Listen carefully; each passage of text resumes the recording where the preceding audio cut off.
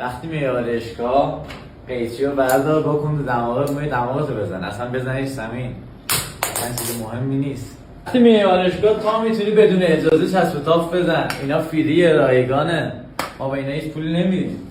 میخوای بیای آرایشگاه بشین رو صندلی، پاتو بذار روی نهرمه، بذار بخوره با آینه با هم بشکنم، ما اینو 10 تا انبار داریم، اصلا مهم نیست. وقتی میای آرایشگاه تا میتونی سیر و پیاز بخور، ما عاشق بوی سیر و پیازیم. وقتی میای آرایشگاه با مایه چرب بیا، ما اینجا اصلا اذیت نمیشیم. وقتی میای آرایشگاه اصلا با خود کارت لازم نیست بیاری، ما واسه ثواب کردن مو میزنیم، اینا هم واسه دکوره. وقتی میای آرایشگاه عکس برد پیت بگو من شایی برد پیت کن، اون کمکاری بابات بوده، بیا اینجا ما موهاتو کوتاه میکنیم تا یه ذره ترتمیز چی. وقتی میای آرایشگاه هی نمیگو خدماتتون چرا این همه گرونه، میتونی بری متروی کرج با 35 تومن موهاتو کوتاه کنی. وقتی میای آرایشگاه هی نگو روزی چند تا مو میزنی، به شما ربطی نداره.